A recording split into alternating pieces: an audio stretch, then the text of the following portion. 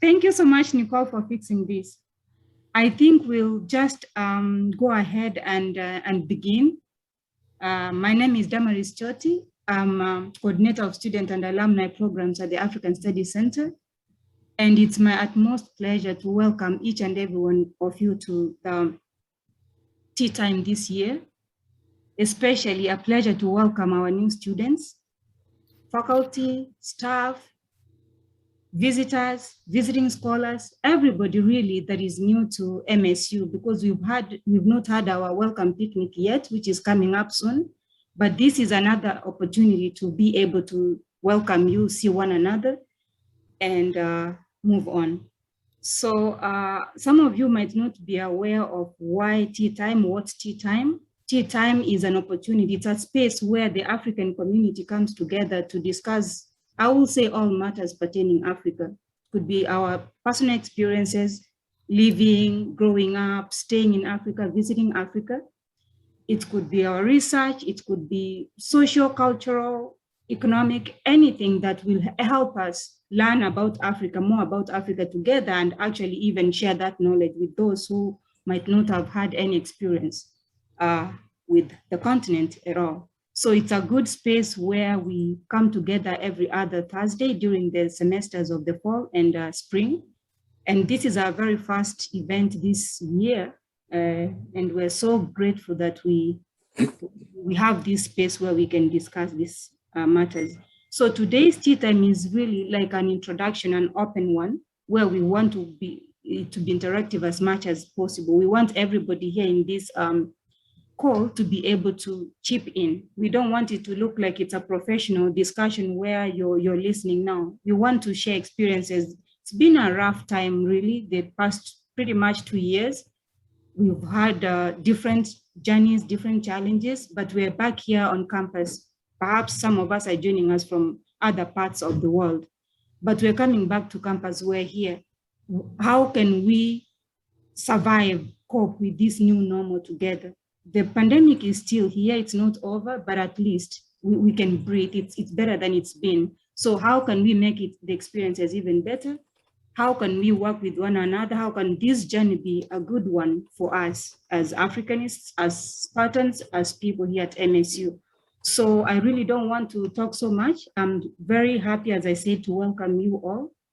What I'm going to do is briefly to introduce our facilitators. These are people that you'll be seeing throughout the year, facilitating the tea time. So we have, I see Eben here. Eben, are you able to show your face? If you can. Ebenezer, Dr. Answer. Looks like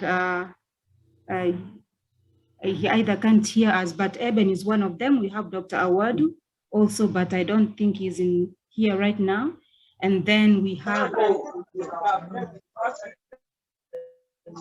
Yes, sure. Hello, you can just say hi, please. If you're in a position to that. I can. Can you hear me? I can hear you. Yes, we can.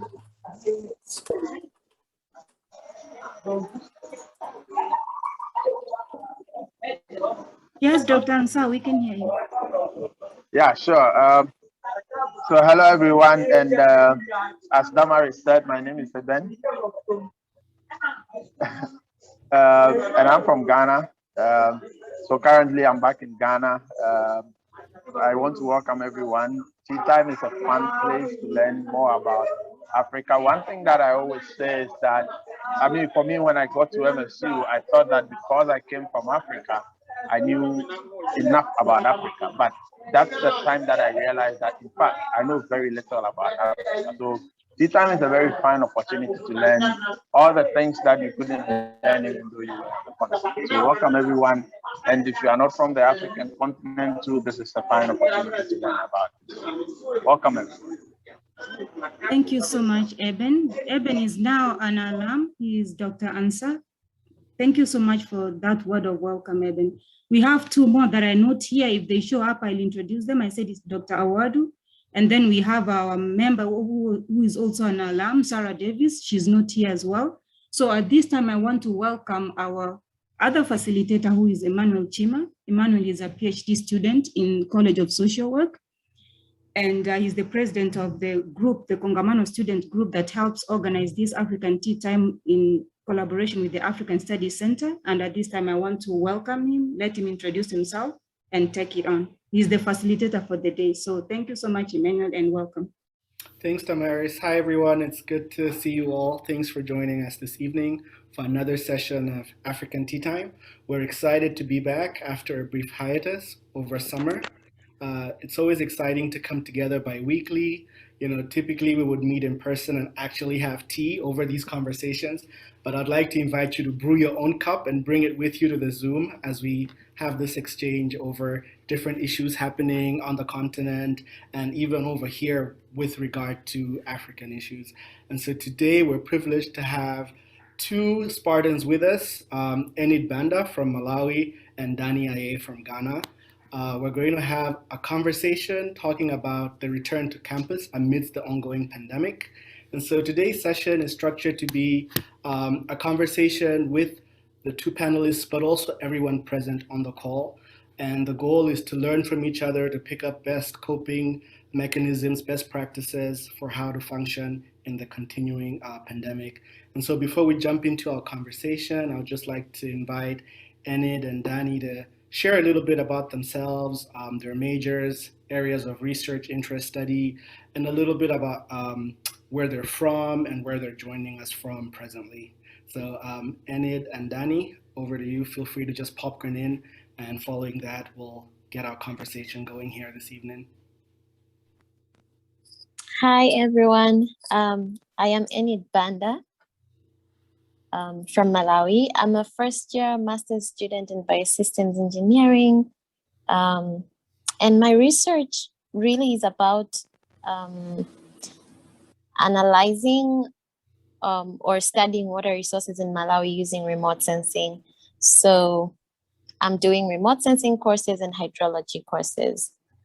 That's really about me. I'm married. My family is back in Malawi, and yeah. That's a little about me. Thank you. Awesome. Thank you, Enid. Hi, everyone. My name is Dani. I go by Dani, even though my full name is Danielle. I am a fourth-year doctoral student in the Rehabilitation Counselor Education Program. My research interests include transition age individuals and disability, especially in higher education. Currently, I am in the MSU Union, so if there's any background noise, I apologize.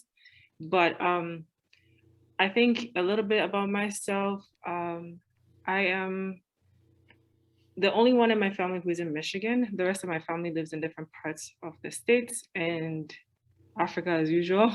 But unfortunately, I can't because I'm supposed to wear a mask in public spaces. But if I have to speak up, is this better? I think it was Joe. Hopefully everyone can hear me okay. Okay, I have a thumbs up, so I'm assuming you can hear me. But yes, so a lot of my family is in and around Africa. I came here for my undergraduate degree, here being the United States, and then stayed on for post-bachelor. So that's a little bit about me, and I'll hand it back over to Chima. Thank you, Dani. Thank you, Enid. I think that's a good segue to get into this conversation. I'm currently a third year, but I remember when the pandemic hit, I was still in my first year, and this was in the spring semester. I understand the pandemic had started the year prior in the fall, but it started to get real, I remember around spring.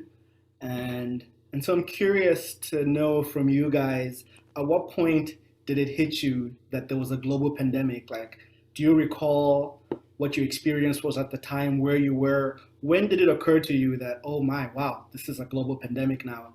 Could you share with us your experiences surrounding that realization?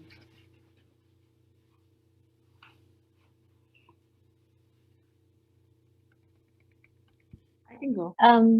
Okay, you go, Dani. I think when it hit was March last year. I was in a meeting with my advisor and a couple more people on a project, a research project that we were working on at a school.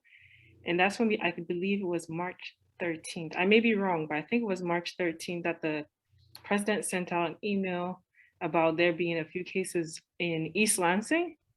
So at that point, I was in an in-person meeting, and then we found out about the COVID had hit. And so that's when it dawned on me that, okay, it's not just somewhere in China, it's here, it's real. And there are going to be measures that are going to be taken to make sure that we are not all in the same space. So I remember my classmate and I were both at the same meeting, and we decided to go to Meyer to go and buy vitamins and to go and buy, like, I don't know, whatever health things we could find, because we figured, okay, the pandemic is real. And I think it was at Meyer that it became more evident, because I remember this guy wearing this face mask that had, like, I don't know, it was like one from the movies. It's definitely not one of the surgical ones. And I was thinking, is it that bad? And that was my experience. Wow. Yeah, I remember those times. Enid, what was it like for you? So when it hit, I was in Malawi. I'm just a month old here in Michigan. So I was in Malawi. I was working in a district away from home. And well, when it hit, the job I did was really about, we were providing water to local communities that did not have access to clean water. So we were in the middle of, so what do we do? Water is an essential service. And I remember the government produced some documents that certified us to still be working. So it was at that time when we were like, what about our safety? At the same time, we have to provide water to these communities. So being away from family was also hard, because I would always travel on weekends to see my family, and there were kind of restrictions on movements as well. Back in Malawi, like we couldn't travel beyond certain times, or if we're traveling, the limit of the capacity. So it was really a hard time. But well, I think the district I was in, not a lot of people took it seriously. So it was also flexible. I would just make sure I have my mask on, my sanitizers, and I still would want to visit my family. And I think life went on as normal, just with some fears, because at the moment I really had not understood what COVID was, how it spread. There was just a lot going on. So yeah, I think it affected me to an extent, but my life went on really. Yeah. Mm-hmm. Thanks for sharing. Yeah, let's speak to some of those disruptions to the normal flow of things. I recall I was in a psychology class, and the professor took the time to just explain exactly what was going on, because there was conversation around what was happening and what people were hearing. But it was in that classroom space that we really had the opportunity to talk about, okay, what is going on? And he really did a good job of giving us the global context, talking about the origins, that wet market, where the outbreak was believed to have started, and how people traveling. And I think having that explanation helped me make sense of things. And so for me, having that professor speak to us was a form of support. And I'm just curious as to what are some of the supports that you see now looking back that you received at the time that you may not have been aware were supports for you, or also in general, what were some of the more direct supports? Dani alluded to earlier, communication from the president of the university, and all sorts of different things going on. Could you guys speak to that, like supports surrounding this disruption, and then what was the regular flow of life at the time? For me, I would say support was really just being close to family and friends. I would think isolation really affects people. Being alone in a faraway place like that, I really just needed to have people that I know with me. So the week would be quite challenging because I'm in a strange place and there's no family. So I would say for me, support was really just being with family and friends on the weekends. And I would always look forward, like never before, to just going home and spend time with family. Because then during the week, it was isolation.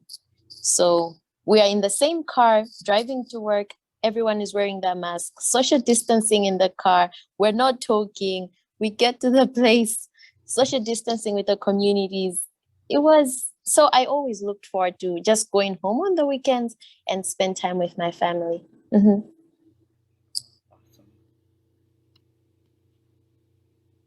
I think for me to definitely support from family and friends, which looked different because I was here in the States and I lived by myself at the time. So the nice part was a lot of my neighbors were also my friends, and we used to work out together Saturday mornings in my apartment. And we kept doing that for a little while until cases started rising. Then we kind of moved to working out together virtually. And the interesting part about that is that it gave an opportunity for family and friends from different countries to also join the workout. So it kind of broadened our network of people, and everybody kind of got to meet other people within our circle, which was very helpful. At the same time, too, was accountability because as I mentioned, I lived by myself at the time. So it was good for others to kind of know who is around me as well. I think another thing was having peers because I was taking my comps during the time. So I had peers who were also taking the comps, so we would study together virtually. So that kind of helped go along because comps alone is a little challenging, but comps in a pandemic can be even more challenging, but it also created a space for us to be able to find ways to support each other. In terms of work, it got interesting because my research was supposed to be in person. We were working with students with disabilities in schools. And then of course, once the pandemic hit, then we had to stop going into schools. So it got a little, I would give a lot of credit to my advisor because she found flexible ways of trying to find work for me. But it also became this kind of feeling of I'm getting paid, but I don't really feel like I'm producing anything because I can't be in person. I mean, there were still projects I would work on, but that wasn't initially what I was supposed to be doing. Right. So I would say personally that was interesting. Like my advisor found ways to be able to help me, maintain my employment, but also there's also the guilt aspect of like, I'm getting paid and I don't really feel like I deserve it. But that was some of the supports that I got. Yeah, I'm curious to learn from you, Danny, how comps looked in the pandemic. In what ways was it different from how it would have been if there was no pandemic? What changes did you have to make to facilitate that process of completing your comps? I think the only difference was usually for comps, I mean, apart from studying with people physically and being, present with them, you would take comps in the same room. You would all sit together in the same room, and then the faculty will come in and facilitate and then kind of monitor students as you kind of go along. And they would be able to observe if you have any extra materials or anything around you.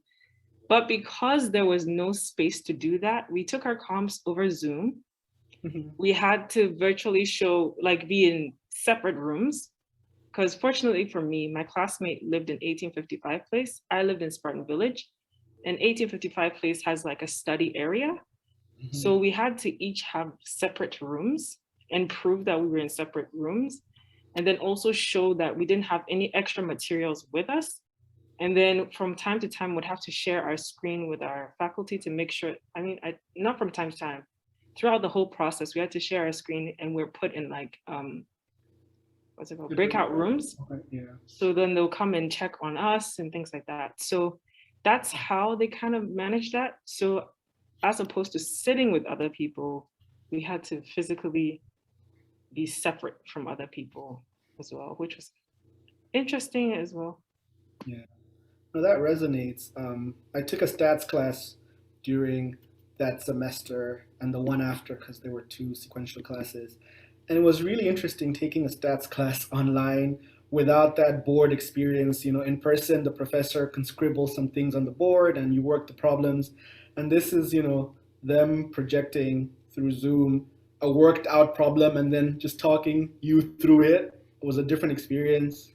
And I had a similar experience with taking an exam for the stats classes on Zoom, where you have to show your screen, show your materials, and it's like, okay, but you're doing your working by hand. But yeah, there were definitely innovative ways of getting around all that. It was quite the experience. I think I'm also interested to chat with you guys about self-care during the pandemic. I remember for my housemates and I at the time, just going by the drive-through to get takeout became a form of self-care because there was very little you could do with everything being shut down. So just being able to go to Chick-fil-A or something and pick up food became a form of self-care because it was one of the few times you got outside the house, or picking up groceries at Meijer. What did self-care look like for you guys? Like, what did you do to stay balanced? I love to cook. So on weekends, I couldn't do the things that I loved doing. So I would just travel home and be with family and do whatever is being done there. But during the week, I would make sure I make myself nice meals because, I had a friend I was living with, and we would have time together in the evenings. And it just happened she also liked cooking. So we'd take turns. Today I'll make a nice meal. Tomorrow she'll make a nice meal. And so it was kind of fun. It was really what we could do. And we ended up gaining too much weight, of course. But I think the most that we did was really just cook and eat together. Yeah.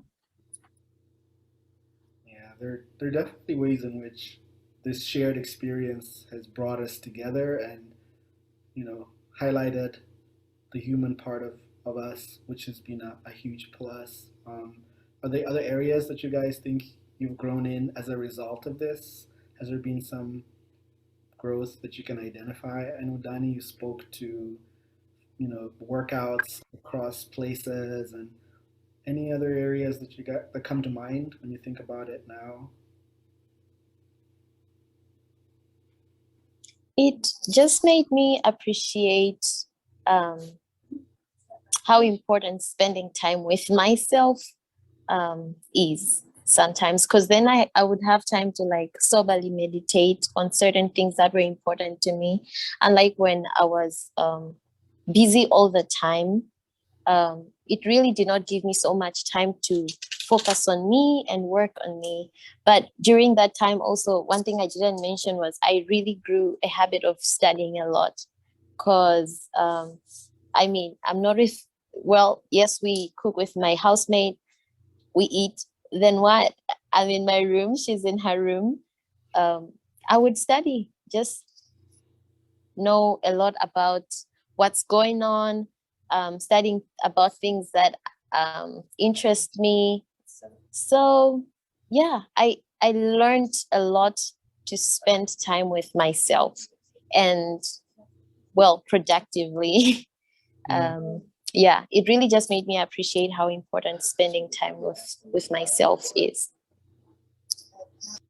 So Dani and Enid, you had contrasting experiences in the sense that Enid, you began your Spartan journey in Malawi and then came over, whereas Dani, at some point, you traveled to Ghana and your research is based in Ghana. I'm curious to learn more about what those experiences were like.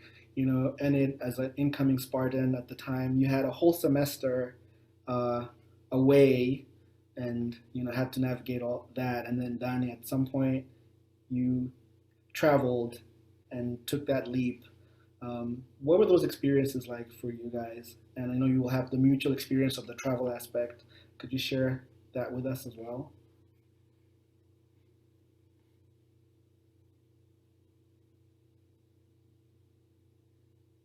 Either of you can go first. That's okay. Feel free to talk when you're ready. Sorry, I got kicked out earlier. But in terms of, would you like me to talk about travel experience or? Sure. Share with us what the travel experience was like, and also doing your work remotely, and that transition as well, and then also the transition back now that you've been back for a while. That transition as well. Okay. In terms of travel experience, I was fortunate to have other people that I knew who had traveled in the middle of the pandemic. So they helped me a lot, literally walking me through. I mean, apart from documentation that was given by, like the government of Ghana in terms of people who come to Ghana, I had friends who would tell me things. One of my sisters traveled like literally 2 weeks before I came to Ghana. So she literally walked me through step by step what to do. So that made things easier. I will say, based on my experience, that it showed me how two different countries have a different approach to the same pandemic.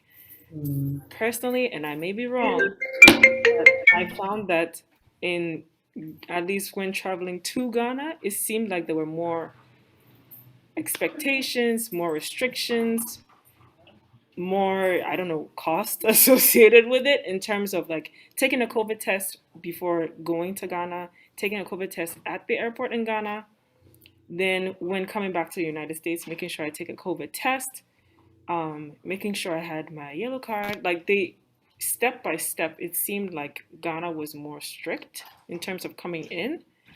And then from my experience coming back, I found that America seemed more lenient, at least in my expectation, because in Ghana, you were literally expected that if you took a COVID test and you came out positive at the airport, you were escorted out.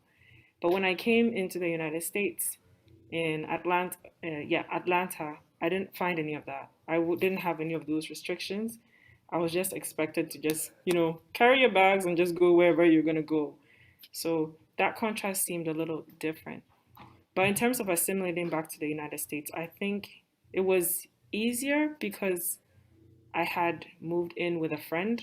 So I had more of social support and I had more of an opportunity to figure out what my next steps were going to be because I was transitioning into a new apartment. But it really, really showed me the importance of social support and really, really made me appreciate the people in my network. So that was kind of my experience traveling, but also coming back and transitioning as well. Thanks for sharing. So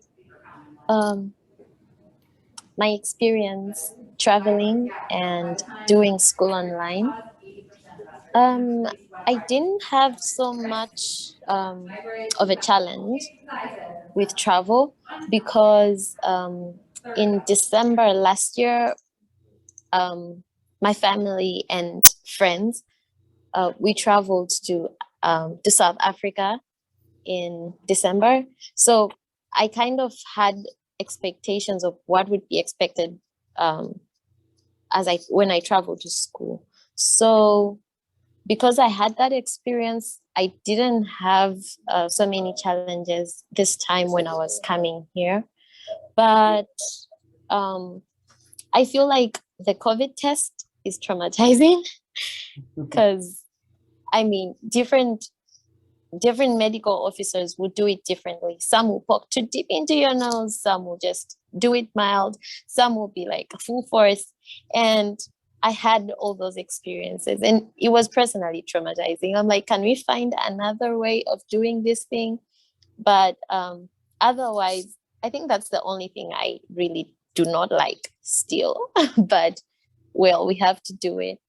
And about doing school online, the number one challenge was time zones, different time zones.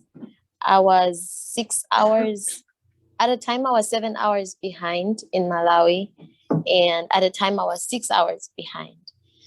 I remember I had a class that would start at midnight, which was 5 p.m. or 6 p.m. in the US. My day would have started early, so I remember sometimes I would feel so sleepy in class. Sometimes I just turn off my camera, mute, and sleep.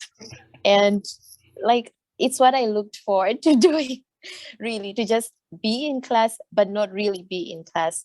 At least the classes would be recorded, so I would go over them later. But that gave me more work to do than I should have been doing. So I think doing school virtually was hard, especially in a country that was hours behind. I would think it would have been easier if I was here because I would be working in this at the same time as everyone. But being in a different country with a different time zone, I think is very challenging.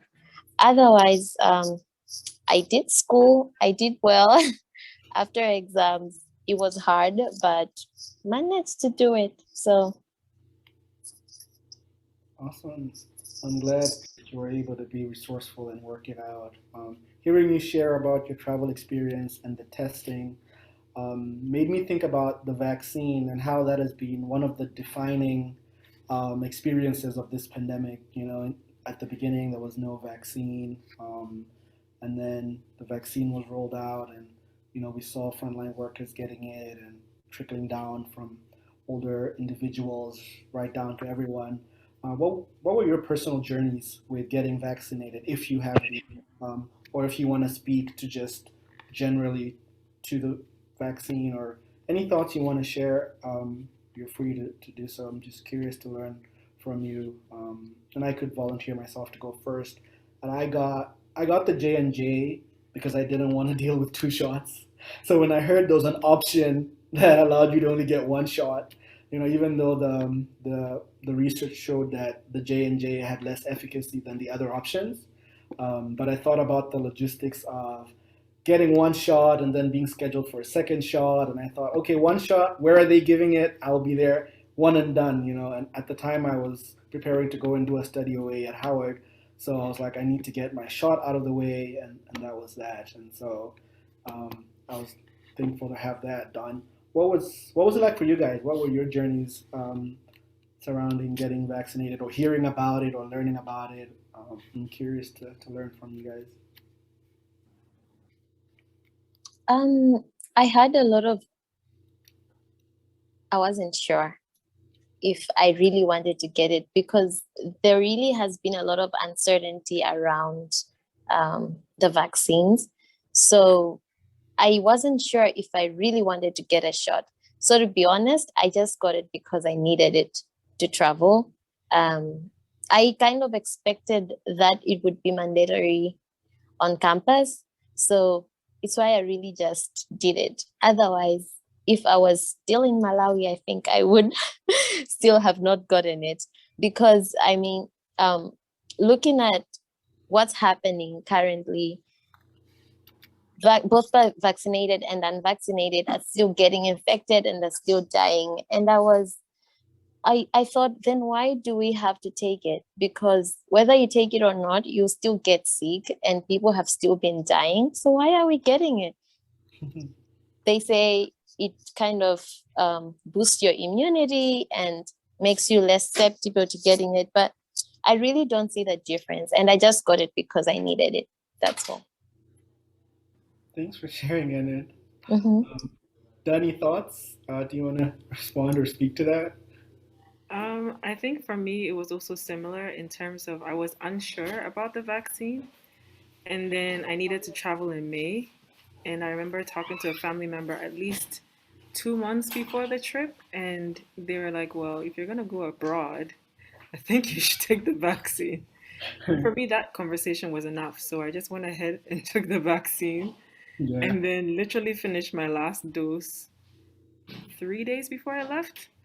And so I don't think I would have taken it if I didn't have to travel.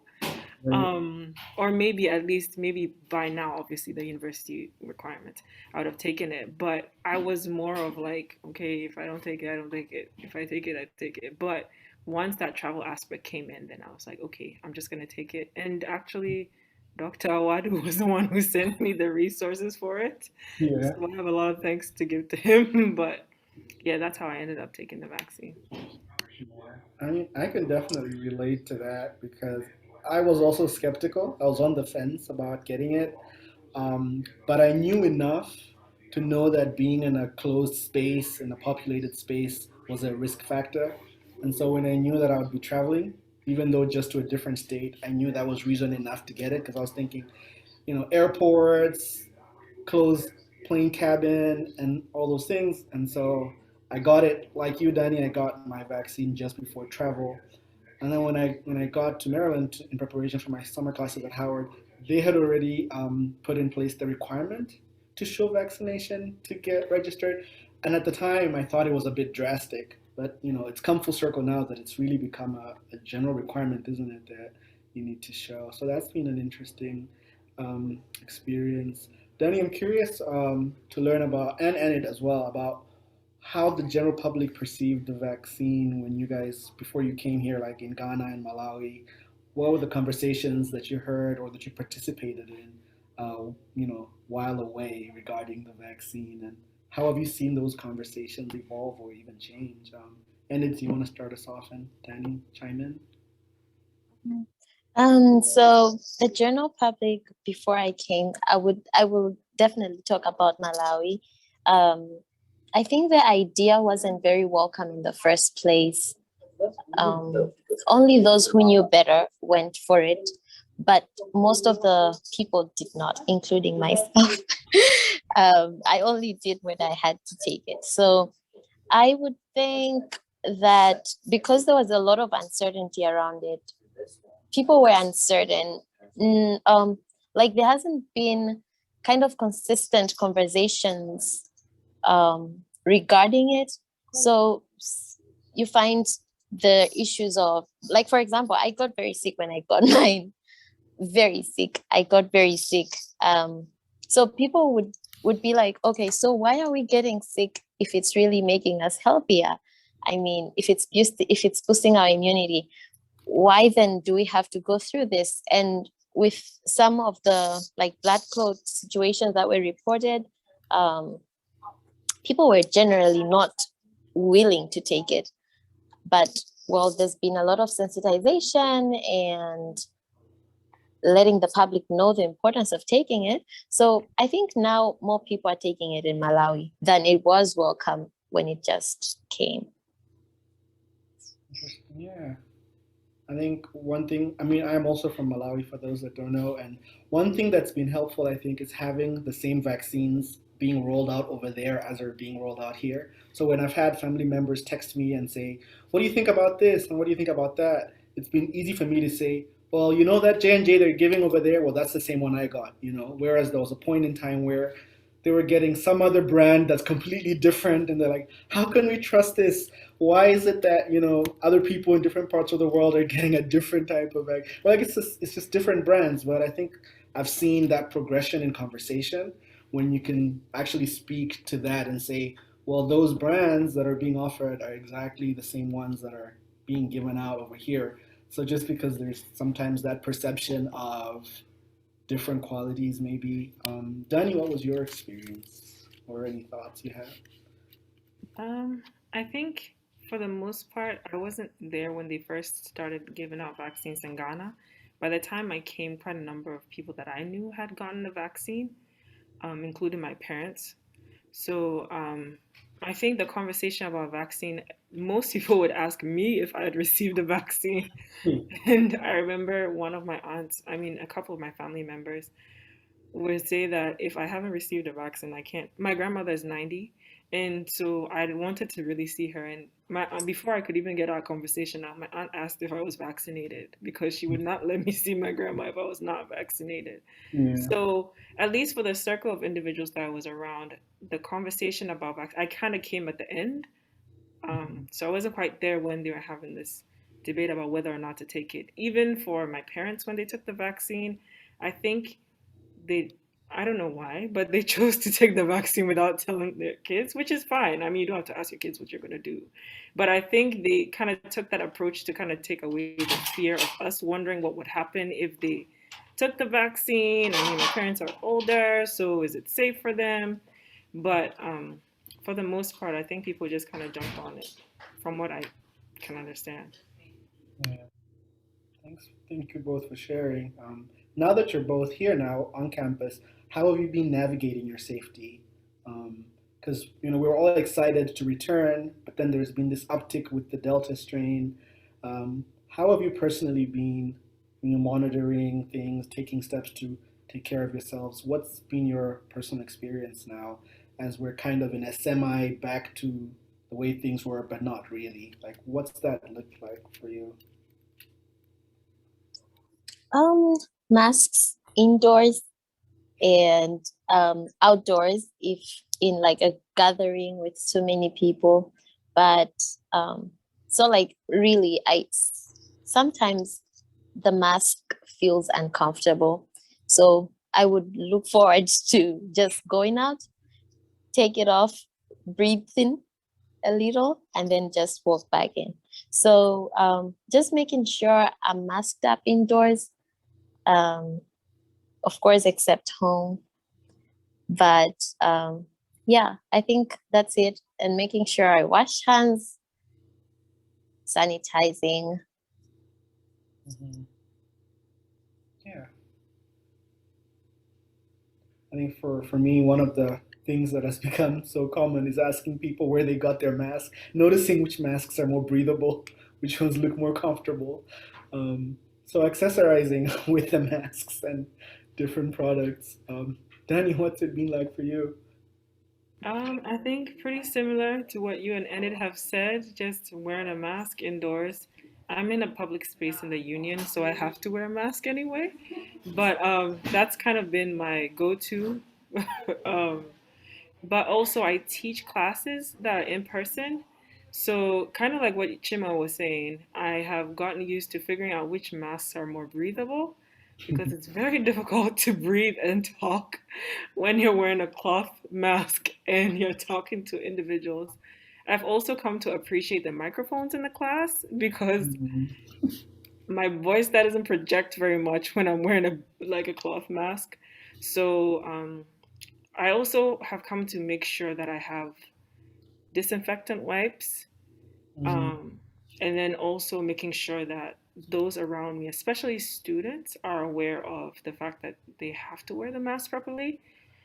We had a full orientation for TAs who are going to be teaching at this time. And so one of the things that they shared with us were a couple of resources, which I made sure to put in the syllabus so that when I brought students' attention to the fact that, okay, you're not wearing a mask in the classroom, they already had the foreknowledge that I'd already put in the syllabus and it was related to university mandate. So that's kind of how I've been going about it. Yeah. So varied experiences that we've all had with this. There's really no set way of best, but you've shared some good insight. Um, Damaris, did we want to open up at this point? Have our participants on the call chime in? Yes, I think it's the right time if somebody has wants to share their experience on any of the aspects that Danny and Enid have shared. They have a question, anything. So we can open it up for discussion, Emmanuel. That's a good idea. Yeah, thank you both, Danny and Enid, for sharing with us your experiences. I think, like Damaris said, this is a good segue to just invite everyone to chip in and echo in any thoughts or insights. One of the goals that we had for this conversation was to share tips and practices, self care, just anything that was insightful that you'd like to echo back or also add in. I welcome you to feel free to unmute yourself and just pop your name, and we are looking forward to hearing from you. Okay, Emmanuel, can I go? Yes, please, Damaris, start us off. Okay, thank you so much. And thanks to Emmanuel for leading us through this. And thanks, Danny and Enid, for the insights that you've given us based on your experiences. So I wanted to ask a general question to everybody. As we said, as Emmanuel had just said, this is just to give us an opportunity to speak. Where some of us are new to MSU, some of us have been here. So generally, the question I want to ask everybody, don't necessarily the panelists, is that what do you think that MSU or the African Studies community can do to make our experiences here at MSU or within the community better. For example, some people live by themselves, they're new. As much as we're navigating this, they perhaps don't even know where to go to have company, because still we're here, we're not in person. The tea time is still happening online, you know? So some ideas of what people together here can do, or we can do together, since we're definitely not going to be in person as much as we would have loved to be, at least to create that community, because that's why we're here. It can be very lonely sometimes. So we're back, we're not fully back. What do you think? What ideas do you have for other people? I'm especially talking about the new members to this community who are coming back and really still thinking that this is how we operate. No, we were better off as a community in person than we are right now. So what can we help them really to ideas to be able to say, if we're not meeting in person, you can do ABCD, things that you've done as people, especially the older members, that have helped you feel like you still have a community, though you're not able to really meet people. So I just want to open it up for anybody to share and say, this is what I do. If you're new here, this is what you can do. This is how you can connect, whether in person or virtually. Thank you, Manu. Thanks, Damaris.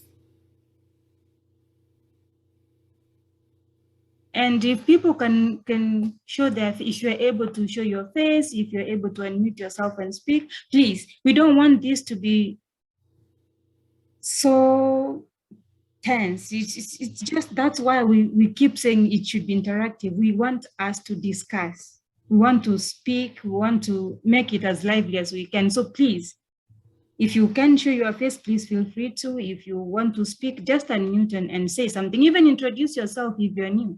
That's another way of engaging. Just introduce yourself, say something, and we'll be good to go. And the chat feature is also available. Yes. If you're able to speak, or feel Sure. free to type in something and we'll read it out. Mm-hmm. Everyone, good evening. I am Enid from Sierra Leone, a first international president in the Child Development, Human Development and Family Studies Department. I have been following on and off because I was on the way, I came from school, and I listened halfway through, and I gathered something, especially on the vaccines. And I want to share also the views of the last speaker. Coming from background, which I am from, there are so many myths surrounding the issue of vaccinations, And also, if I did not have need to travel, probably I would be in line to see what happens with consider as the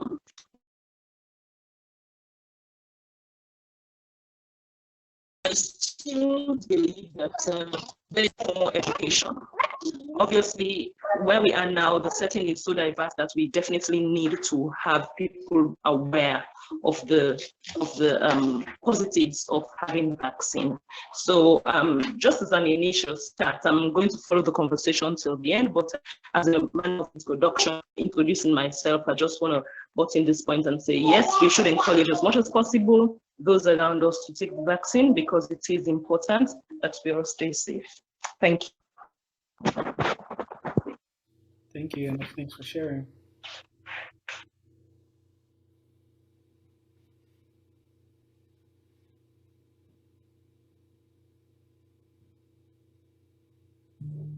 Okay, so I'll start calling people to just introduce themselves. Barikisu, Isaka, please, just say hi. We want to even hear your voices. Okay, yes. Hello. Yeah, so I'm Barikisu Isaka and I'm from Ghana. I had my master's at Kansas State University in mass communications, and I'm currently a first-year PhD student here at Michigan State University in the Information and Media PhD program. Nice to meet you all.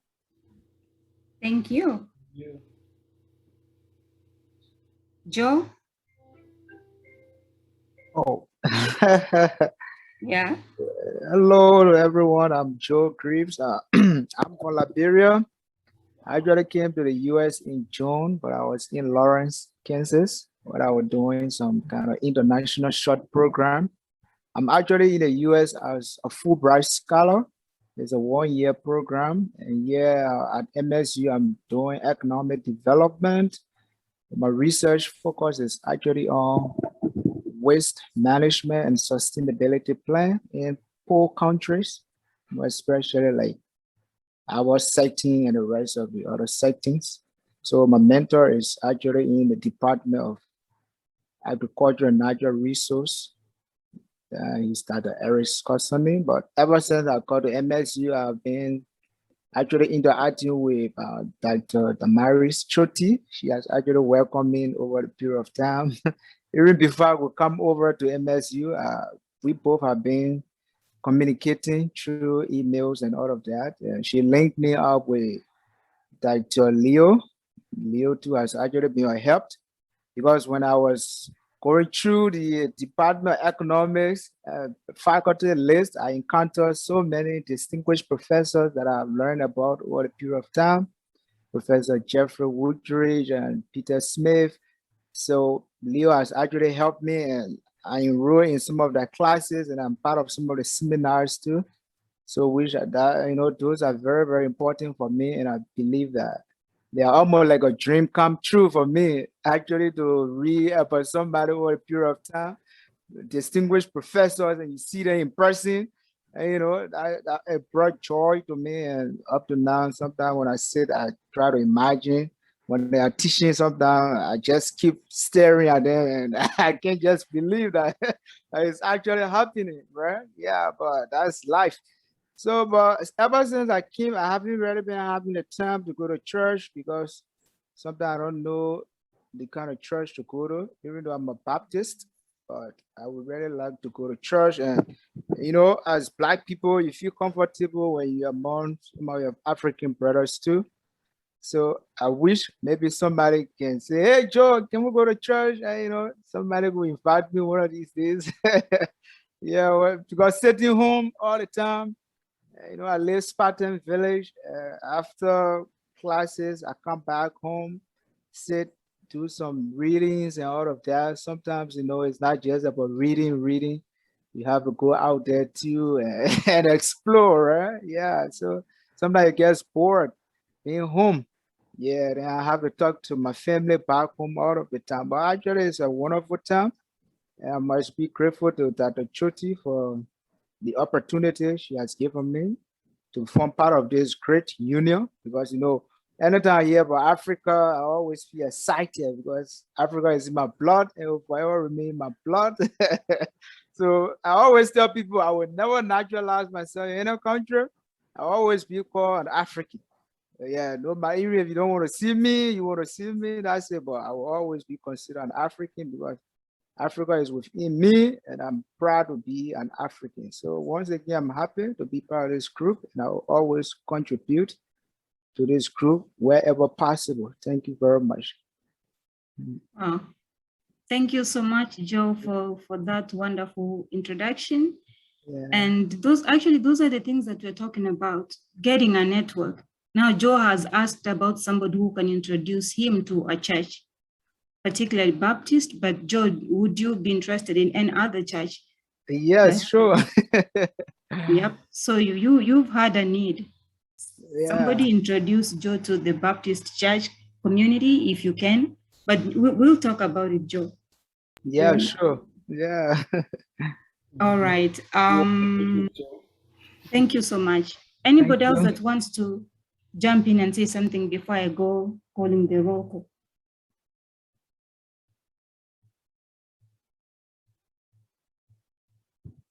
All right, I'll continue. Muta.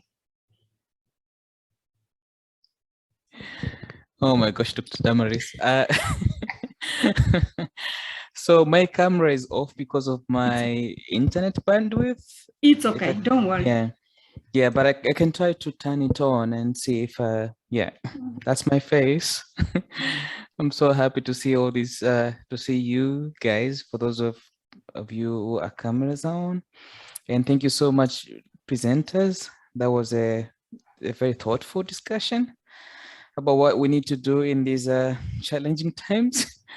And yeah, I'm from Tanzania. I'm in the first year of a master's program, TISO. I look forward to the journey. And as Brother Joe said, I'm a proud African. And yeah, as you can tell, I've actually met also some distinguished professors. So I'm really, really proud to be here, and I'm seeing this journey as an exciting one. Thank you so much. Thank you, Muta. Yeah, thanks. Yeah. Anyone else again who wants to go ahead and introduce themselves, say something? Can I take Kelechi? Thank you. Sorry, Oh, just go, Edith. Oh, no, go ahead. No, I was going to point out someone since no one is willing to talk. So I was just going to call out Kelechi. yep. You're putting me on the spot now. Okay, good evening. I don't know that you can hear me. Yes, we can. Okay, good evening. My name is Kelechi. I'm a PhD student in the Department of Political Science. I just resumed a few weeks ago, and sorry I joined in late because I was in a different meeting, but I'm happy to be amongst you. I've been in touch with Emmanuel some time ago, then also Dr. Choti at some point in time. So I'm happy to be part of the African community, and I hope that we can contribute our part to making this community great. Thank you very much. Thank you so much, Kelechi. Nice to hear your voice. I mean, we're not able to see you for right now, which is fine, but good to hear your voice. I'm gonna go to Olawale. I'm sure I'm not saying the name right, but please, if you can just say hi, if possible. Hi, can you hear me? Mm-hmm. I'm in the office. I might not want to remove my mask because other people are here. It's okay. You pronounce the name right. Olawale, yeah, Olawale, yeah, from Nigeria, and I'm here in Michigan State University for a Fulbright program, FLTA, and I'll be here for a whole year. My supervisor told me about this African studies, and I've been willing to, come around, but since it's online, yeah, I'm so happy to join, and I know it's gonna be a good time for me here to meeting people from other part of Africa, and sharing my experience and with them, and having theirs to mine too. It's going to be good. I still don't have much to say about challenges now because people around have been helpful, but I look forward to meeting people to discuss other issues or other areas that I might need help on. So thank you for having me here. It's a privilege to be here. Thank you so much, Olawale, and welcome to MSU. Thank you. We're happy that you're in this community. And please stop by room 100 International Center. Okay. There will be somebody there to welcome you. We're there in rotational basis, not full time. Okay. But yeah, just stop by and say hi and see people. At least I know what it means to have a community, to see people, face to face. So yeah, I feel everybody that is new here just coming here and seeing people on your computer. But please know that there's a community still. It could be online, it could be in person sometimes, but feel welcome. All right. Anybody else want to volunteer themselves that hasn't introduced themselves? Because this, as we said in the beginning, we want to make this just like a catch-up, saying hi session, getting to hear about our experiences outside and at MSU. So please feel free to comment, say anything really that you feel like you want to say in this forum. I would want to ask Edith. Edith had already wanted to comment. Yeah, Edith, please. Oh, thank you, Dr. Damaris. So greetings, everybody. As usual, mask on. So yeah, I hope my voice is coming out clearly. But yeah, so my name is Edith Gondwe. I'm from Malawi and excited to see my fellow Malawian here. And of course, Emmanuel. Again, hi. There are three, Edith. Yeah. So actually Enid, Mervis, and I don't know the third person.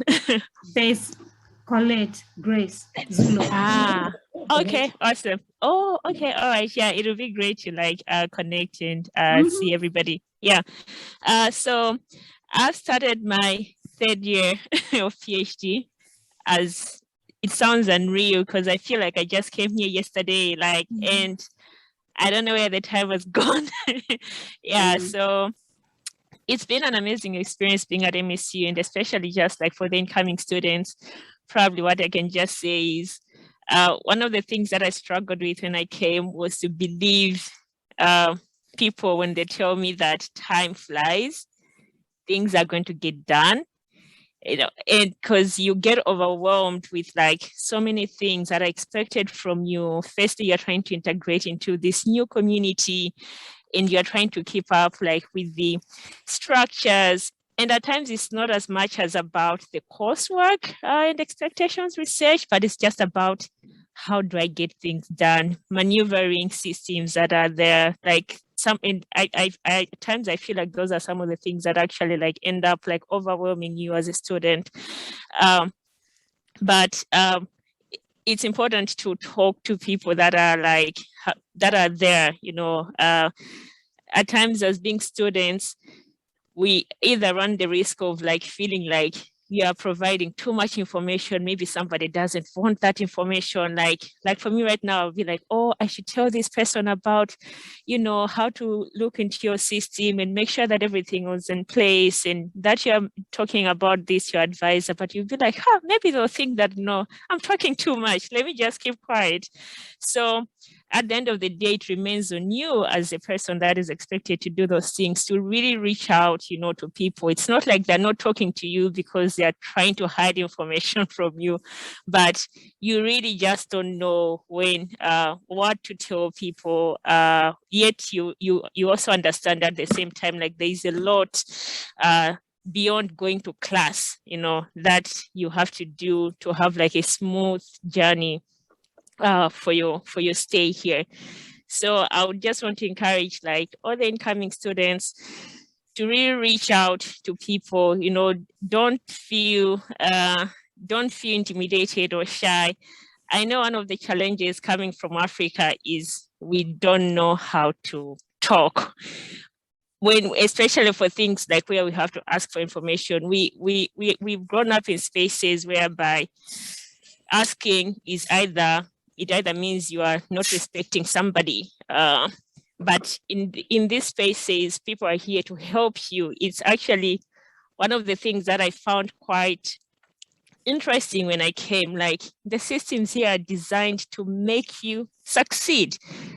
Literally, they're designed to make you succeed along each step of the way, starting from your advisor to the administrative staff in your department, to the general departments that are there. You can always call, you can always send an email, and you'll be sure that you'll get a response. So even if you're not sure about something as simple as your financial situation, you don't have to keep wondering in your head. You just make a call, I want to ask about this that I'm seeing in my account.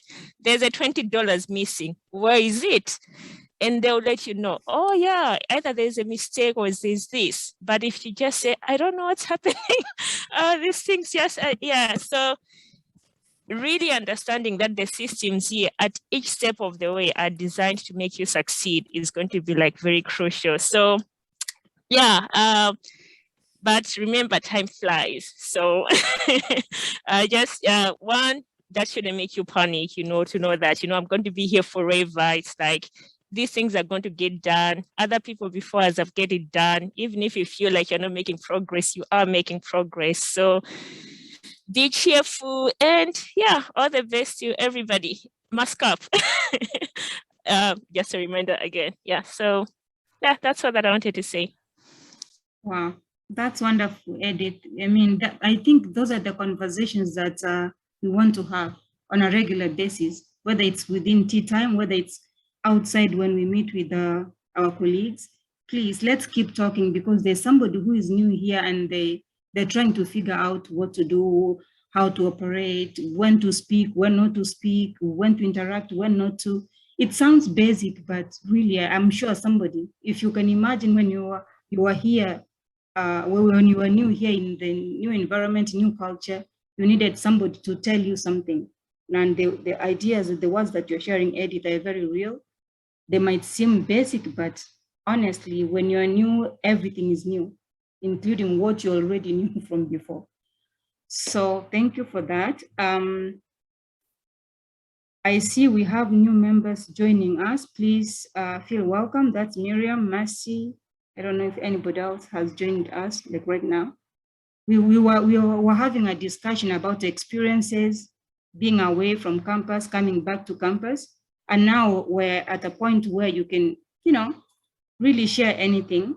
Of course, we're not able to go back and recap about everything else that has been discussed, but basically you can introduce yourself and, tell us who you are, where you are from.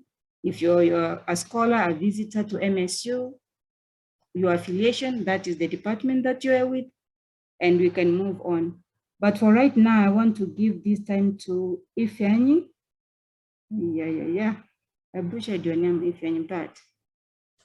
You still remember that face, right? Yes, but I wasn't going to remember it until you showed it up. Okay, yeah, yes. I couldn't agree more with Edith, who said time flies.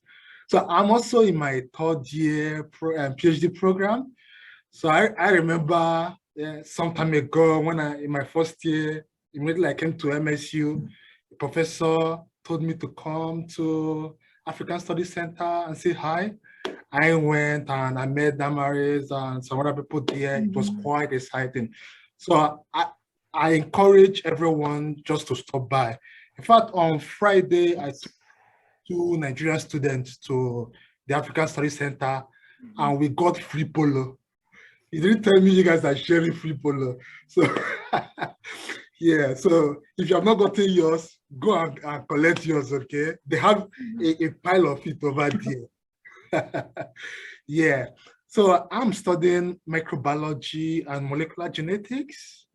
Like I said earlier, I'm in my third year and it's quite exciting to be part of this community. Yeah, I have a couple of suggestions. By the way, for my Nigerian friends over here, we have a WhatsApp group for Nigerians. So if you want to be added to it, we have about 60 or 70 people, members of the WhatsApp group, just to tell you how huge they are, because not all of them are students. We have those of them who have graduated and, and they're working somewhere in Michigan or some other places. So they're still part of the group and we tend to help ourselves. We take each other, let's say, to the African store in Detroit to get African food stuff, something like that. So feel free to let me know. I can add you to the group. But I have some suggestions to make, at least to the group. I don't know, Damaris, do you have OSS reach out to students from Africa, telling them about the African Studies Center? Is that enough? Actually, no, because the Office of International Students and Studies works with everybody. So they necessarily won't be able to see, like, how can I say, like, pick out a group. For example, I've asked them before to help me reach out to new students, but they said it's not something that they're able to do. But okay, if I share the information with them, they can distribute. But right now I work with the admissions office. I'm able to get the information of our new students before they come. So that has made it easier for me to be able to connect with new students in advance. Okay. But before that, OSS, for many reasons, they wouldn't want to particularly be able to single out a particular group of students and help you and or give you the contact information, for example. So yeah, but go ahead. Okay, yeah. Make a suggestion still. Yeah, I wish there's a way for us to reach out to the incoming students, not just reaching out, at least follow up with them throughout their stay here at MSU. Because we have a huge chunk of African students on campus, but there's no way for us to come together, you know. So if you already talked about going through admissions, and that's really great. You know, I think we should follow up on that too. Then I noticed that we have a whole lot of African student groups on campus, Congo Mono, African graduate students, there's a whole lot of them. So I don't know if you regularly have meetings with at least the leaders of the African student groups. You know, do you regularly have meetings with them? Okay, thank you so much for that question as well. I will give that opportunity to Emmanuel to respond to that. But one thing I should say is that I'm the advisor of those student groups. That's my responsibility. But then the leadership of those different groups, African Graduate Student Association, the African Student Union, African Female Students Empowerment Program, I can share the information about all those. Okay. It's really the responsibility of the e-boards. So what are, Emmanuel, maybe you can take us through at least your experience with the student groups that you participated with. But one thing I wanted to mention is that there has been a disruption during the pandemic. You remember it hit within the academic year. So the transition of leadership didn't take off very well. Some of the student groups never got to elect new leaders, and some e-board members graduated.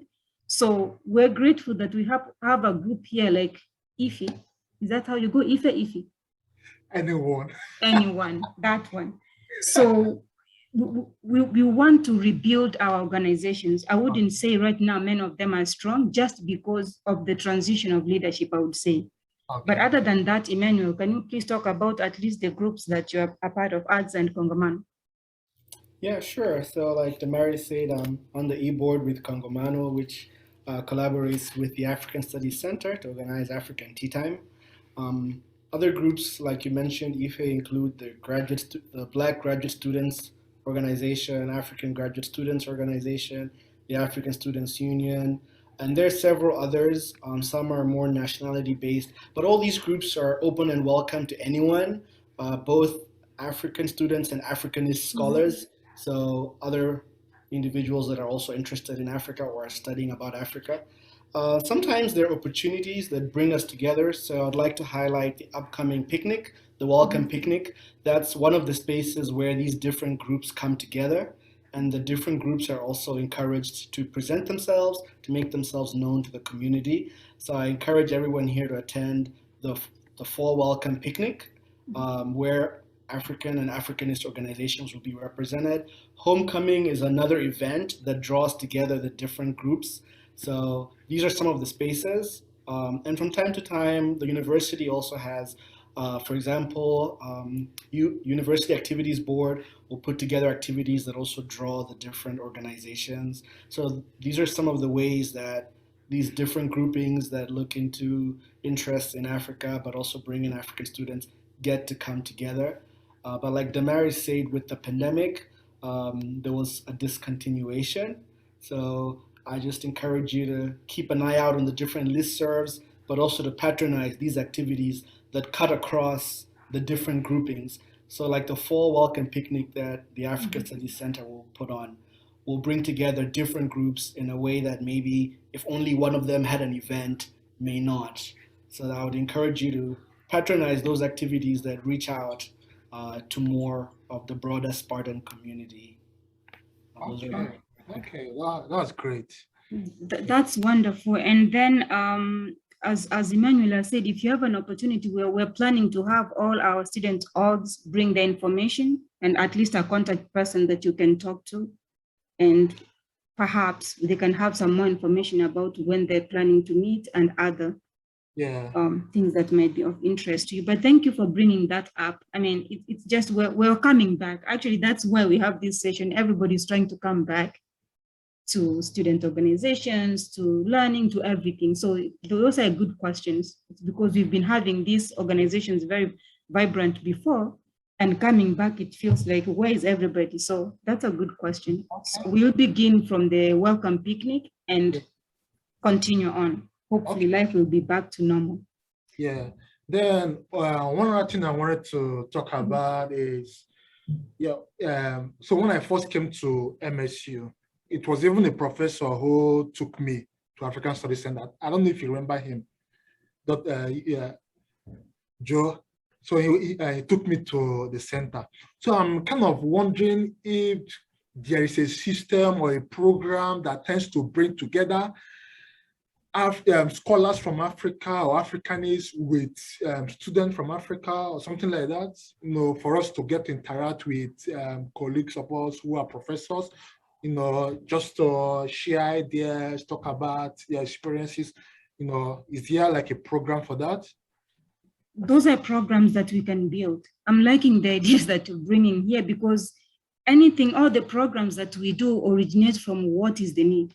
So what I'm hearing you do here is just present ideas on things that we can do as a community. So a space where we can, I would take that back and say that sometimes we've tried to do this before, but we have, that's the reason why actually we end up having different student organizations, because when you bring everybody to one space, you have undergraduates, you have graduate students, the interests are different sometimes.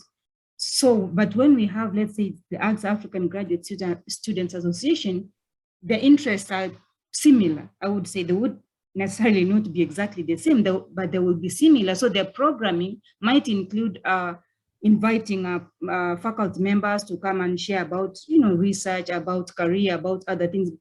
Such things might not be of interest for undergraduate students.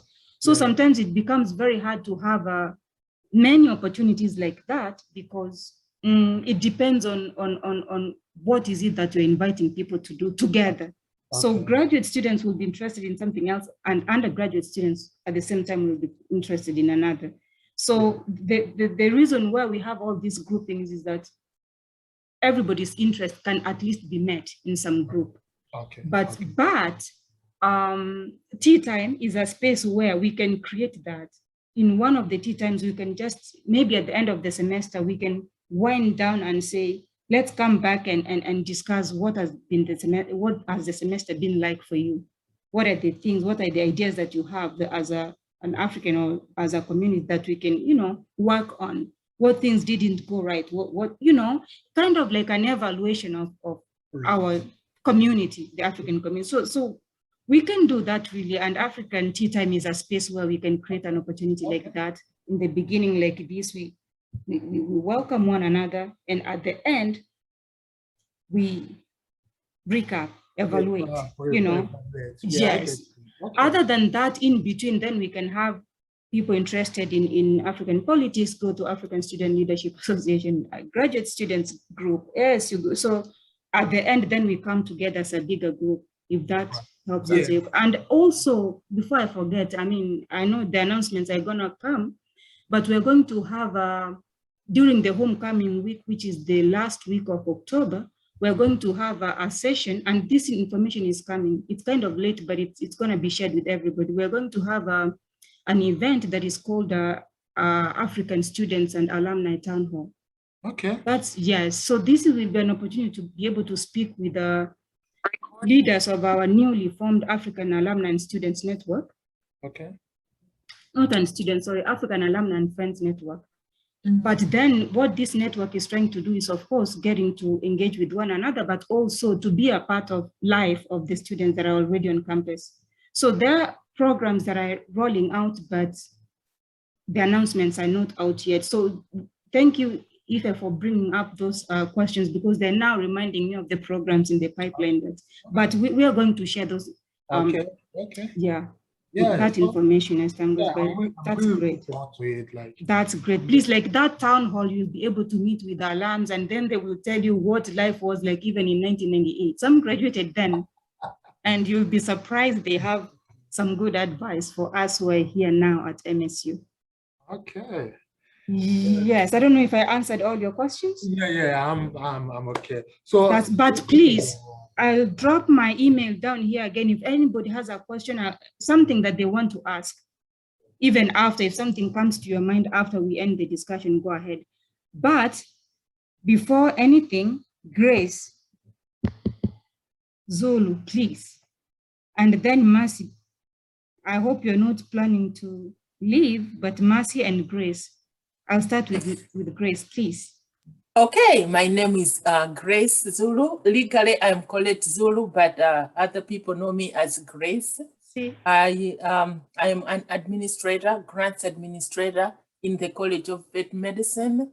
I have been here for years, close to maybe 15 years, I think. So if you feel like sometimes you are homesick, you're just needing a friend, don't know where to go, our door is always open. So you can get in touch with either Emmanuel, Chima, or just ask Damaris about our phone number, about our address. We usually, once in a while, we welcome new Malawian students to our home for a dinner or a lunch. But because of the pandemic, that we put that on hold for the past 2 years. But I also am from Malawi. I have lived in Banda most of my life. And some of you know Dr. Liwo Zulu in the geography department. That's my husband. So our home is always welcome. That's what I can say for now. Thank you very much.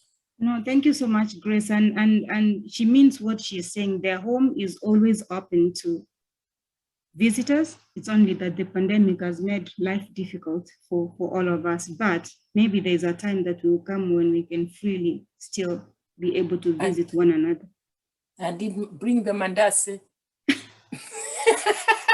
That's what I miss most. Yes, our tea times involved sharing mandazi. That's half puff. And that's, I forget what the other name is from the southern part of Africa. But yes, that time will come, Grace. I agree with you. I missed that time. Okay. Mercy and then Paul. Oh, yes, go ahead, please, Grace. I'm sorry I cut you off. No, that's it. Okay, that's it. Thank you so much. And we look forward to getting together. Yeah. Mercy, please. Sure. Good evening, everyone. My name is Mercy from Kenya. I am here as a visiting scholar or a postdoc. I'll be here for the next 1 year. I've been here for the last 2 months also. And so much has been going on. I think we are so bombarded with so much that there's no fun. I don't think there's not much of fun. We are so much into deliver this, do this, do this. The period is quite short, but I am in the Department of Political Science here. Back home from Kenya, I teach at the United States International University, Nairobi. In the Department of International Relations, I focus more on foreign policy or African foreign policies and democracy when I really going off. For now, I'm working so much on Afrobarometer programs. That is where I am with a few of the students that are now the PhD students who are attached to Afrobarometer. So I think we'll be interacting. We've interacted with a few. We'll be interacting more. But for the 2 months that I've been here, I like the warmth of the people, the guidance, where you feel like you're getting a little bit lost, so where you're missing the crazy traffic jam of Nairobi. Once in a while, you think you're like, this is just too, we don't want organization. Sometimes you're kind of missing the usual crazy Nairobi kind of life once in a while, but generally it has been such an interesting experience for the last 2 months, just trying to cope up with the too much, but also trying to cope up with probably some of us just trying to finish up with so many, back at home, you still have your students, you're still supervising students. So there's a lot of meetings in the middle of the night and your times are kind of apart and you still have to wake up and listen to them. And so that has really been an experience for the last 2 months. We are hoping that it will settle down. as we move on. It is settling though. So we are hoping that it will get a little bit better. Thank you so much, Damaris, for making our life very interesting in the first few weeks when we came. Thank you for inviting us to your home and do mandazi. We went back to Ugali. We couldn't imagine. That is the moment we were like, oh my God, this is good. We are at home again. Thank you so much. You made us really feel at home. And we are taking a day at a time. And I believe that my fellow African Futures, we are within that program of African Futures. We are 10 ladies actually. And so we are taking a day at a time and enjoying every minute, even with the too much that we need to do. Otherwise, I'm so glad to have met so many Africanists here, and I believe that I'll interact with them more and more. Thank you so much. Wow. That's wonderful, Mercy. We're also always happy to have visitors at our home, and at that time we will come. I keep insisting. We have very many Africans and Africans here who would really want to make the experiences of others who are new, especially to the community, much better. You know, it's only that we keep insisting the pandemic is making it harder, but hopefully we can just even have a few people at a time. I'm going to send my email. Yeah, I'm going to drop it on the chat. Please, if there's anything that you need or you need to get connected with any member within the community, I believe I will be able to do that for you. And next we have Paul. Paul, please. Sorry, I was on mute. Am I audible? Yes, you are. You can hear Okay. Okay, thank you. My name is Paul Odhiambo Otieno. I come from Kenya and I'm a Fulbright scholar.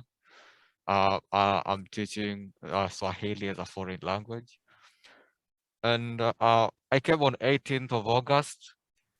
And I think that was the best day of my life because immediately I landed, the first thing that I ate was ugali. And because I never expected to eat ugali for the next 1 year. So that was something for me. And I really appreciate Daktari for welcoming me to your home and serving me ugali.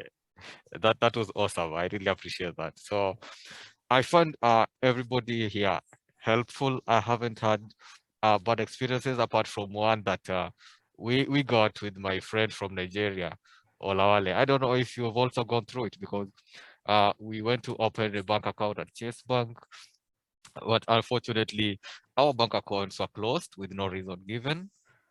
And it's funny because it's only the two of us. So it was so strange. I was shocked and I felt like it was outright discrimination because we went there 7 of us, but only 2 of us got the accounts closed. So apart from that, I haven't experienced any other issue. Everything is going on. I have support from my supervisors. I have support from Muta, my brother from Tanzania, who is also my neighbor here in the office. He gives me a lot of support and guidance, and I really appreciate that. I visited the center with Dr. Choti, and I got a t-shirt. So I have it, and everybody likes the t-shirt. So I think if you haven't received yours, you should. And I'm happy I know a couple of people. Also, Emmanuel is my student. So I feel home. I really feel at home. And thank you so much. Oh, that's wonderful. Yeah. I forgot to say my email is down on the chat. Come for your t-shirt and come visit us. That's when you will know where the African Studies Center is, especially during these difficult times. You need to know where we are. Please come. All right, Miriam, please. Thank you so much, Paul, for sharing. Thank you. Miriam, please, your turn. Hi, everyone. My name is Miriam. I'm from Kenya. I'm a visiting scholar and African Futures program. In Kenya, I teach at Egerton University, and I'm here for 1 year. I've had fun. Thank you, Damaris, for hosting us. We really had fun, and we hope the other ladies from Africa who are in the same program with us can join us. We will share the link and also the way for them to register so that they can be part of the mailing list, so that they know the programs that are here, and they can also attend the meetings when they are available. And I'm hoping to meet all of you, because at least for the first time, I see so many Africans. Some I meet them on the way, but you never know who they are, because everybody is maxed up. So I'm hoping that we will have fun when we have the next meeting. Asanteni. Thank you. Thank you so much. And please, the welcome picnic is on the 24th, and it's going to be across from the African Studies Center. I don't know if it's across, I'm bad with directions, but I will send that flyer with all the information plus an embedded map, because the space is outside and it's not going to have a proper location like address, but we'll be sure to describe it well. Please come, there will be African music, there will be food. I mean, unfortunately, it's not African, but it's Mediterranean, but hey, it's close. It could be North African, you know. We want to see everybody there, and that way we can at least get to see one another and have some fun games and stuff. Please, that information is coming out early next week. That flyer should be out, so people know that at least we have an opportunity to get together in person, but outside.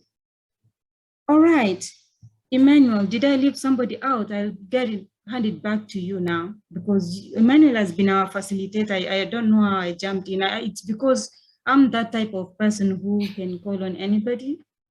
Oh no, who wants people to talk, right, Emmanuel? Yes. Thank you for calling on everyone to just share and introduce themselves. I wanted to chime in to something that Ife said earlier, asking about connections. I think one of the strengths of African Tea Time is the Africanist aspect. As you know, this space brings together both African students and scholars, but also non-African students and scholars who are Africanists. You know, their work is in Africa, their research, they're passionate about Africa. It might be easier oftentimes to identify other African students because of those groups that you mentioned. But to get the most from the Africanist aspect of things, I would encourage everyone to be proactive about identifying those opportunities. So attending Eye on Africa is an example. You'll meet scholars, professors from different places who are doing research on or in Africa. MSU does a lot of work in Africa, a lot of research, as I'm sure all of you know, being second, third, fourth year students. But coming across that information may not be as centralized as getting in touch with, say, for example, African Tea Time or any of the other groupings, but it's being proactive in reaching out and also keeping an eye out for things that are happening about Africa. Thankfully, every now and then, you know, Damaris and the center will create spaces that give us the opportunity to easily interact with these scholars, you know. But the Africanist community is more loosely defined and is broader and is, you know, all across MSU. It's easier to visibly identify other African students, and it's a little bit harder sometimes to identify all the other Africanists. And so I would say be proactive, seize the opportunity. If you hear about a professor or a fellow student or, you know, a visiting scholar or somebody that's doing anything to do with Africa, see it as an opportunity to find common ground and reach out to them. Just limiting yourself to this circle of people that like technically come from Africa may, you know, shortchange you on the other opportunities to network with other Africanists that are not African. So it's just a general comment. I agree with you, Emmanuel, and thanks for bringing those aspects out of being a part of the Africanist community as well. Eye on Africa is another event. Please, for you to be able to learn more about other activities that we have, I'll encourage you to go to the African Studies Center website.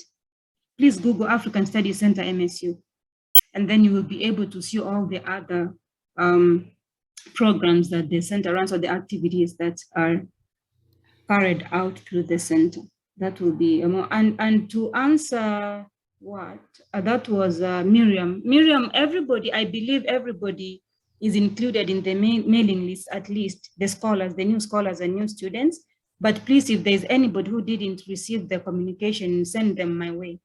Just share my email address with them, and I'll be sure that they're included. But I tried to add everybody, not add personally, but I submitted the information to the communications team, and I believe they were added, but perhaps they didn't receive our emails or communications, or they missed it. That's why actually I had to send another email, because I know, being new here, you know, some people know me personally, and the African Studies Center, I don't know if it comes as African Studies Center or ASC, and ASC is an acronym of the African Studies Center. So I wasn't sure that people are really getting the newsletter. They might receive it, but they might not be able to read it because it's too many information coming your way when you're new. So, but the newsletter and the website and the mailing list will be the main ways where the African Studies Center will be communicating with you all. But here and there, I will do the same thing I did, just maybe share a flyer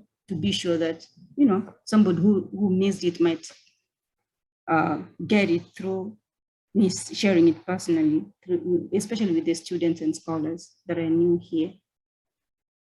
All right. I don't think I've missed anyone. So Emmanuel, what do you think? If people are done sharing, we can end our meeting here.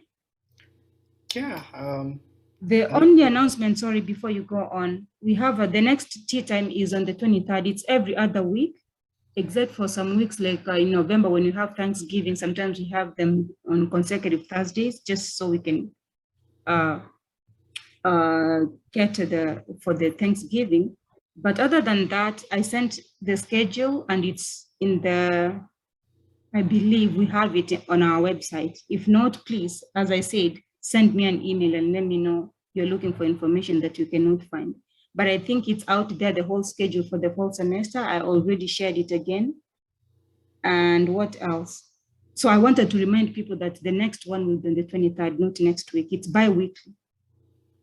Right. Other than that, the other information of the events that are upcoming will be shared. So I don't have that information right with me here that I could share like a flyer, but please mark your calendars for the welcome event, especially the homecoming events will be shared as well. So back to Emmanuel, please. Now you will close the meeting. I'm done. Thanks everyone for coming and joining us. I'd like to encourage everyone, students, to participate also in Kongomano. We welcome e-board members, Joe, Ife, anyone. You all have great ideas. Damaris is always looking for student-led initiatives, and one way for you to have a platform to bring ideas that can result in tangible action is by being on the e-board with Kongomano. So if you're interested, please reach out to any of us so that you can join the e-board for Kongomano, which is another student organization that works closely with the African Studies Center. Yeah, I think that's all from me. Thanks to Dani and Enid for joining us earlier and having a conversation with us on their transition back to campus and their experience with COVID. I think it was a great way to kick off tea time. I love that tea time is so versatile, that we talk about different things.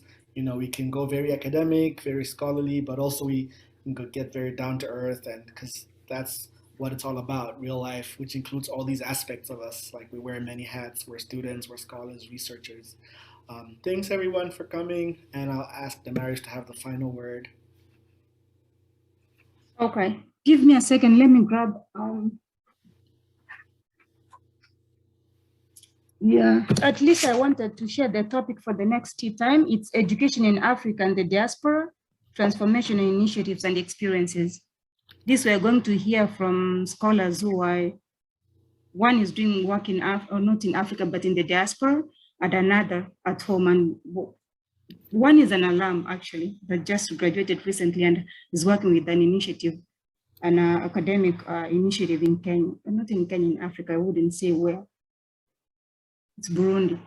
That's not even a teasing. All right. I don't really have anything else to say. I want to thank Emmanuel so much. And as I said, you'll be seeing Emmanuel, you'll be seeing Dr. Awadu, you'll be seeing Dr. Ebenezer Ansah throughout the year, because they'll be facilitating this session. The beautiful thing about tea time is we get to have our alums be a part of this program. They've graduated from here, like Ebenezer was talking from Ghana.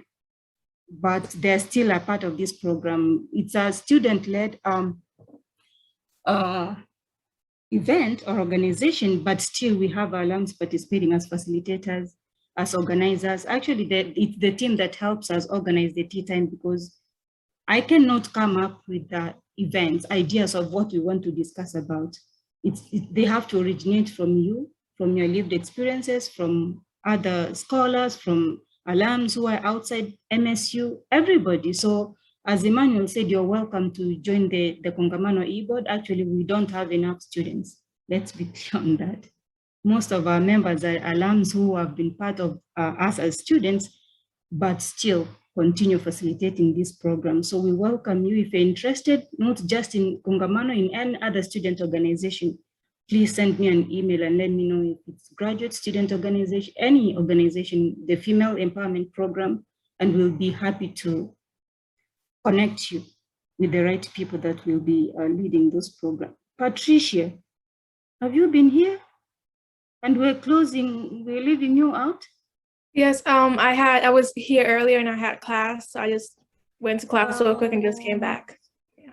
We're sorry, we're about to leave. Would you want to say hi and introduce yourself? Yes. So my name is Patricia Baden. I'll turn off my light a little bit so you can see my face. Oh, sorry people, this is how tea time runs. We're here as a family, we make it a family thing. We are ending, we're not ending, we're concluding, we're not. So it's Patricia. Okay, my name is Patricia. I'm originally from Ghana and I'm an undergraduate student majoring in physiology and minoring in philosophy. I came to the US when I was 10 and I mostly lived in New York and just came to Michigan for school at MSU. So, yeah. Wow. Are you in your second year, you said? I'm between like a sophomore and a junior right now. So I guess a sophomore.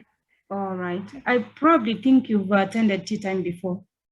No, I it's another met you before and you told me about it. Oh my.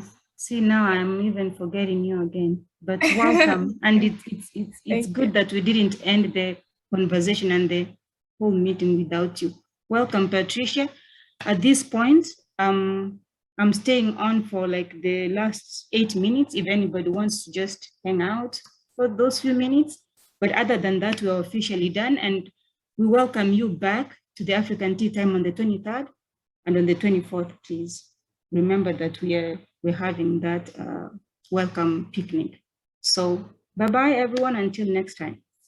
And I'm going to close the recording, but if you want to stay on and connect and see something and just get to know others in person that have been here, whatever, I'm here, but I'll stop the recording now.